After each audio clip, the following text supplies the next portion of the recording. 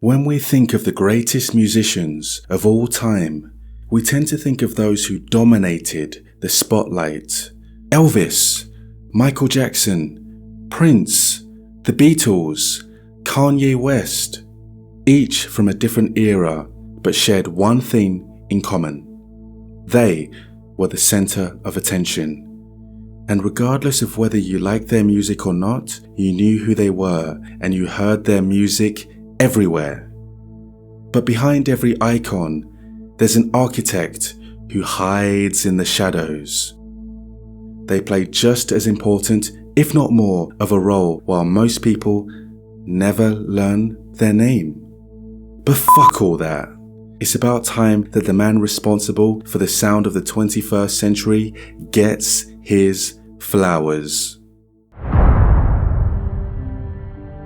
A guy that's been building hip-hop from its foundation all the way up to right now, the super current sounds of trap and hip-hop.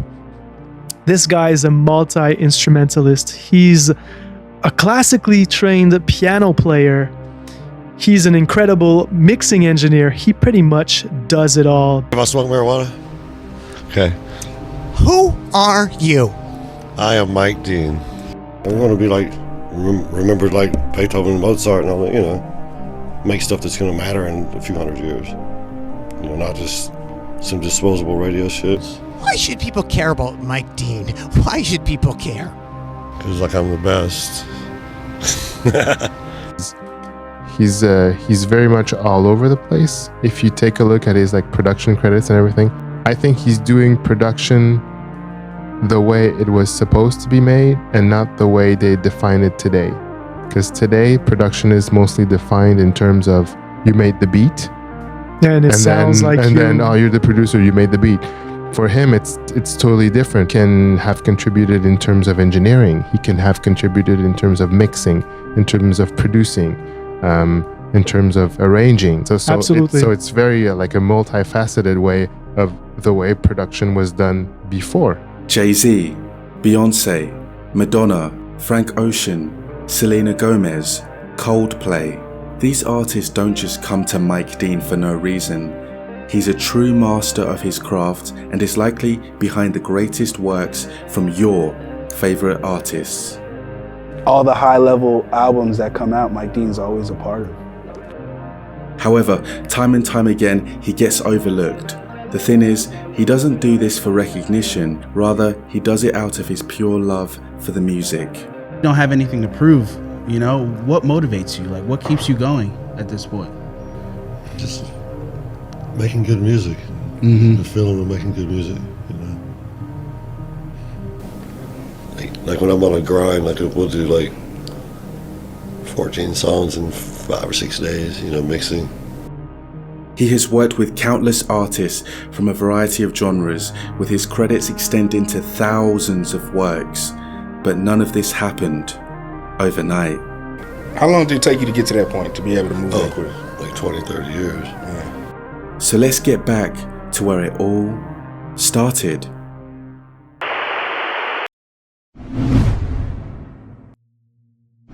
Even though his work continues to influence the modern youth, Mike Dean was born all the way back in 1965 in a small Texan town called Angleton, roughly an hour outside Houston. 1965, what was the background? Like, what was your childhood like? I was a Dow Chemical baby. Like my dad was designing chemical plants for Dow Chemical. Wow. And he died when I was a kid, so I was like, I always said I would never work in chemical plants or do any of that kind of shit. So. After his dad tragically passed, it was Mike, his mother, and his 2 siblings. Growing up, music was always a staple in his household. Yeah, my sister played piano, my brother played sax, so it's like they all inspired me to play music. I started playing piano when I was like 8 years old. And when Mike was just 10 years old, after watching some shows with music on TV, he knew music was what he wanted to do. I just used to watch, like, remember the old variety shows? Like Sonny and Cher. My favorite was Captain and Tennille. Remember that shit? Yeah. Yeah, the dude with this little keyboard, that like inspired me to want to do that shit. Okay. Watch that and be like, that looks a lot better than working in a chemical plant. It's like a cool way to make a living, you know. He experimented with all types of instruments, trying the saxophone, piano, bassoon, and eventually became part of his school's orchestra. And when Mike hit his teens, his musical interest expanded into other genres, specifically funk music. When I was like 16, 15, my mom used to come drop me off at people's houses just in the middle of the hood in 3rd Ward, you know, like out on Airport Road and shit like that. I'd just go jam with just dudes that were just badass soul musicians, and like Mike Hampton, Eddie Hazel from Parliament Funkadelic would pull up and play guitar. You know, they'd kind of mentored me when I was young.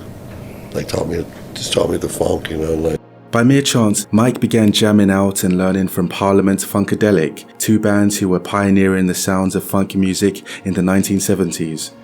And when Mike graduated high school in 1983, he would have a decision to make regarding where he would begin his musical career. I guess like 1983, I graduated high school, and I was like, let's see, to go all the way back, I was like hanging out with Mike Hampton and like Eddie Hazel from Parliament Funkadelic, you know, George Clinton's, all these side musicians. I used to jam with them like in parks in Houston and in projects, and you know. So I had that job offer when I graduated high school. They're like, yeah, Bernie Worrell's leaving the group to go produce the Talking Heads. You can come take his place. I had the choice to do that or else to go play with this new Spanish artist named Selena. You know, I'd met her father through a music store owner in Texas in a little small town where we lived at. Yeah. And I chose to go play with Selena because it was just, you know, a few $100 more a week, and I'd just gotten married, and, you know, I wanted to. Mike began producing for Tejano singer Selena, helping her go from local entertainment to mainstream radio. I made her first record, and I, you know, like taught her how to sing in tune, you know, give her more musical taste than her family could possibly have. However, this relationship was short-lived after Mike and Selena's father had a falling out, which led Mike to working with some other Tejano bands for a few years. But before long, he realized that this path wasn't for him. I quit playing in bands because it's always like one person that fucks shit up, you know. It's always like, just takes one person to ruin a band, you know. So I started more wanting to promote Mike Dean as a name, and I got a job in an Italian restaurant playing the piano, you know. Played the piano at this Italian restaurant for like 2.5 years. In 1989, while Mike was playing piano at an Italian restaurant to support himself, he ended up forming a group called Def Squad.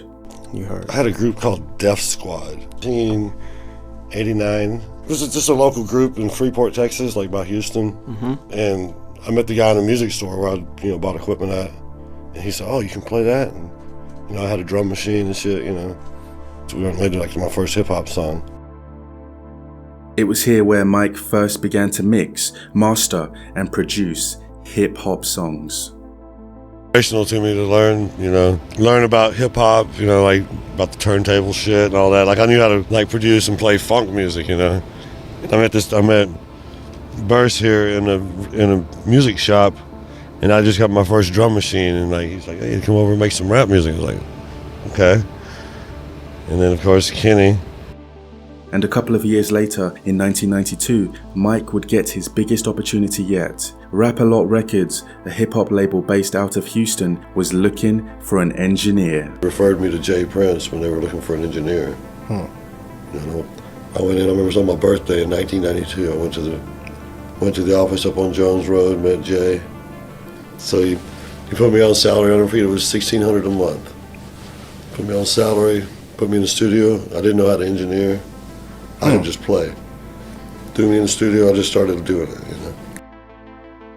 Even though Mike had little experience, he ended up becoming one of the key people in the development of Texas rap, helping develop what's now known as Southern rap. He worked with artists like Scarface, Ghetto Boys, Do or Die, Fifth Ward Boys, UGK, The Dog Pound, and many more. Mike was inspired by both the West and East Coast, but he took the hip-hop sound to a whole new level. We were really anti-hip-hop back then. Really? You know, I wasn't into In what way? music at all. Like, when you say anti-hip-hop... They started off as hip-hop. You know what I mean? Like coming up here, getting their songs from Rick Rubin and all that. Right. we tried not to be like hip hop. We tried to be like different. Call it rap, I guess. You know, gangster rap music, really. Okay. Instead of just using samples to make the beats as the genre had been doing for years, Mike used his ability to play a variety of instruments and integrated it into his production. I think I was one of the first people who really started playing a lot of live instruments on rap stuff. Before that, it was all samples. I've always been anti-sample, you know. He probably was the first cat to actually get a bunch of different live players on rap records. Yeah, right. He went like way beyond the whole sampling thing. You could see that he was a musician from the get-go. Yeah. Yeah. And there were no samples also at a time where New York rap was basically the king of the hill and it was all sampled. Exactly, yeah. By the late 90s, the southern hip-hop sound was beginning to take off. And although many didn't see it at the time, Mike Dean was pioneering it all behind the scenes. At this point, Mike had achieved what would have been considered a well-accomplished career. 2 of the albums he had produced for Scarface went platinum, and he had cemented himself as one of the early creators of the new southern rap sound. But his career was far from over. In the early 2000s, his work on Scarface's projects caught the attention of a young Kanye West. Kanye came to my house the first time in Texas. He flew down for a day. So he couldn't be out of the city for too long. He was like, you know, a real diva even back then. And he came down. I think we started the mix on Keep the Receipt and 2 Words. I mastered, I think, Through the Wire on the first trip. And just after that, like he would come down to see me a day or 2 every week, you know, and get work done, and kind of help define his sound, you know, his sonically, you know, being just like on another level from everybody else. And from 2004 to 2007, Mike and Kanye would go on to rewrite history together with an iconic album run consisting of The College Dropout, Late Registration, and Graduation. He helped Kanye go from being a no-name producer to the hottest rapper in the game within the span of just a few years. The two would take a break from each other while Kanye worked on 808s and Heartbreak, but would reunite in 2010 to create a masterpiece. On My Beautiful Dark Twisted Fantasy. Mm-hmm. When making that album, did you guys know that you guys were arguably making the best rap album ever? Yeah. It's short and simple, yeah. At what point did you realize, like halfway through it to the end, or like? I mean, before we started making it, that was the goal, you know, like, make the best album ever. Was that like on the mood board to make the best rap album ever or something like that? No, it's on everybody's mind, you know. Like I always say, like I feel sorry for anybody that's not here right now. They're just missing out on the best shit ever. After Dark Twisted Fantasy, it was official.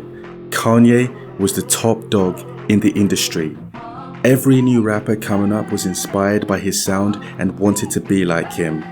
And for Mike Dean, this meant he was now the most sought after producer in the game.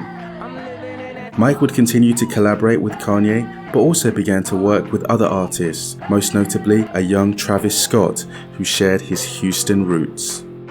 Just how he did with Kanye, Mike helped Travis craft his sound and become one of the most influential artists in the genre. Yet again, Mike Dean had pioneered a completely new sound with Travis, one that consisted of heavier synth layers, psychedelic beats, and Travis's auto-tune vocals coming in to add the perfect touch. Similarly to Kanye's albums, Mike Dean played a vital role on much of Travis Scott's production, from Rodeo, Astroworld, Utopia, and more. It became clear that Mike Dean wasn't a regular producer or engineer. What he was making now with artists like Travis Scott was completely different from the old southern hip-hop sound he started with in the 90s. And this is what makes Mike so special. Yeah, I mean, I just try to stay with the youth, you know what I mean? Ways you're fucking, like if you don't learn something new and do something new every day, you're kind of fucked, you know? like the guys that are, you know, still making beats that like they made in the 90s, like nobody cares except for people their age, and they're not buying records, you know. Not much, you know. They're not streaming something 24 hours a day, you know. I don't think. I mean, you just can't be stuck in your ways, you know. During quarantine, Mike began to stream his creative process live to viewers, which led him to dropping his first ever solo album.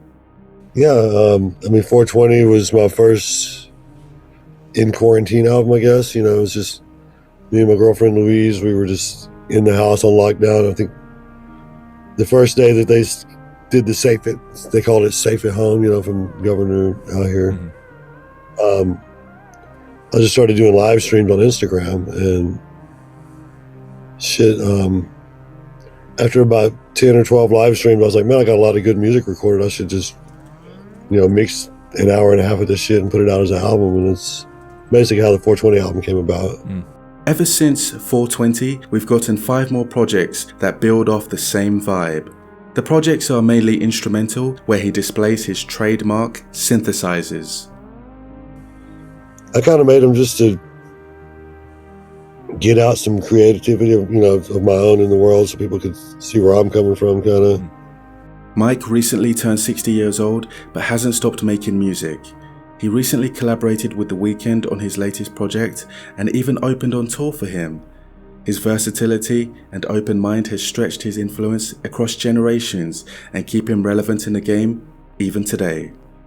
But despite this, he doesn't get as much recognition as he should.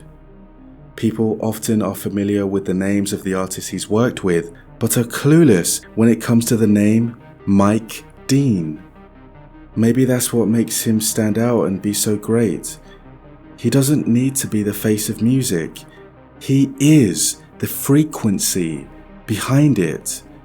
And as long as he's alive and has access to some weed, I don't think he'll ever stop doing what he loves. But what's next for Mike Dean? I'm not sure, and I don't think he is either. Like, I never plan anything more than a week or two in advance, you know. Okay. Usually I'm just day by day, whatever. Yeah. I don't know. I'm not sure yet.